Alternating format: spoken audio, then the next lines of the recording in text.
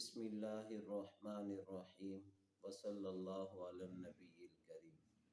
محترم سامعین، آج آپ کے سامنے اصحاب رقیم کا واقعہ ذکر کرنا ہے، جس کو امام احمد اور ابن منذر نے حضرت انس رضی اللہ تعالی عنہ کی مرفوع روایت سے نقل کیا ہے کہ ایک مرتبہ 3 آدمی گھر سے رزق کی تلاش میں نکلے باہر، یعنی کہ روزی کمانے کے لیے۔ راستے میں بارش ہوئی، وہ لوگ ایک غار میں جا کے چھپ گئے۔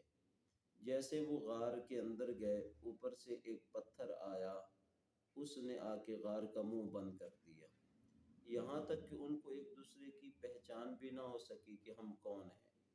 اسی اسنا میں انہوں نے ایک دوسرے سے یہ مکالمہ کیا، کہا کہ جس کو جو نیکی یاد ہے وہ اس نیکی کا ذکر کرے، اللہ سے دعا کرے تاکہ اللہ ذوالجلال ہمارے لیے راستہ بنا دے۔ اس نے کہا، یا اللہ، ایک موقع پر ایک مزدور میرے پاس دوپہر کے وقت میں آیا تھا، باقی مزدور صبح پہلے وقت کے لگے ہوئے تھے، لیکن جو دوپہر کے وقت آیا اس مزدور نے دوسروں کے برابر کام کیا۔ میں نے جب اس کو ان کے برابر کام کرنے کی وجہ سے مزدوری پوری دی تو جو صبح سے مزدور لگے ہوئے تھے وہ ناراض ہو گئے، اور ان میں سے ایک مزدور اپنی مزدوری چھوڑ کے چلا گیا۔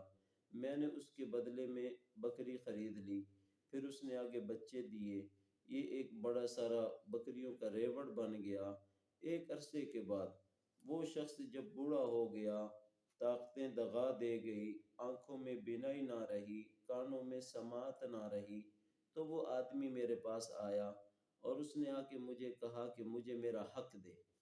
تو میں نے پھر بجائے اس کے کہ اس کو فقط مزدوری دیتا، اس کی مزدوری سے جتنا مال کمایا ہوا تھا وہ سارا اس کے حوالے کیا۔ میرے مولا، اگر میں نے یہ تیری رضا کے لیے کیا تھا تو ہمارے لیے راستہ بنا۔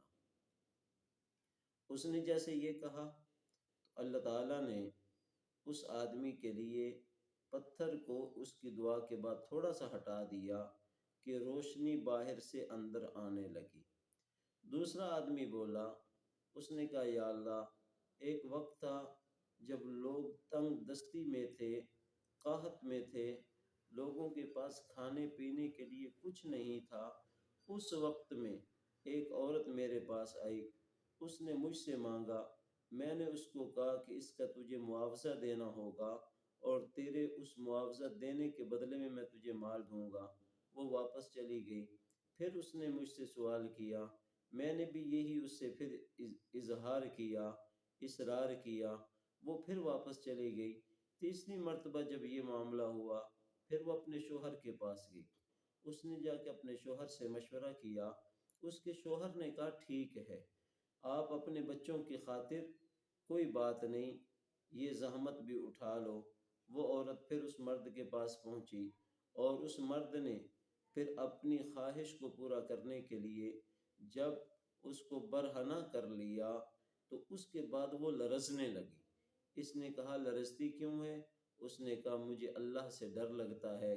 اس وقت میں اس شخص نے کہا کہ میں کتنا بد نصیب ہوں، تو تنگ دست ہو کے قحط میں، فاقے میں، بھوک میں رب سے اتنا ڈر رہی ہے اور مجھے اس نے اتنا کچھ عطا کیا، میں اس سے بھلا کیوں نہ ڈروں؟ میں اللہ، اس کی اس بات کو سن کر میں نے اسے چھوڑ دیا، اور پھر اسے چھوڑ دینے کے بعد، اے میرے معبود، اگر یہ کام میں نے اسے جو مال بھی دے دیا اور اسے چھوڑ بھی دیا، کہا بھی کچھ نہیں، اگر یہ کام تیری رضا کے لیے کیا ہے تو پھر ہمارے لیے راستہ بنا دے۔ وہ پتھر اور سائڈ پر ہو گیا، بس یعنی کہ نکلنے کا راستہ باقی تھا، باقی راستہ اچھا خاصا ان کے لیے ہو گیا۔ پھر تیسرا بولا، اس نے کہا، یا اللہ، میں بکریاں چرانے جاتا تھا اور واپسی پر لا کر میں اپنے والدین کو، اپنے بچوں کو اس سے پرورش کرتا تھا، لیکن ایک موقع پر مجھے بکریوں کو جمع کرنے میں ان کے منتشر ہو جانے کی وجہ سے مجھے دیر ہو گئی۔ جب میں گھر پہنچا میرے والدین سو چکے تھے اور ان کے سو جانے کی وجہ سے میں دودھ لے کر ان پر کھڑا رہا یہاں تک کہ صبح ہو گئی، میں کھڑا رہا۔ اگر یہ کام میں نے تیری رضا کے لیے کیا ہے تو یا اللہ ہمارے لیے راستہ ہموار کر۔ ان تینوں نے جیسے جیسے اپنے نیک اعمال اللہ کے سامنے پیش کیے، اللہ ذوالجلال نے ان کے اس مال کے پیش کرنے کی وجہ سے اللہ نے ان کے لیے راستے کو بنا دیا۔ اس سے پتہ چلا کہ نیک اعمال کا وسیلہ دینا اللہ کے سامنے یہ جائز ہے۔ اللہ تعالی ہم سب کو صراط مستقیم پہ استقامت نصیب فرمائے۔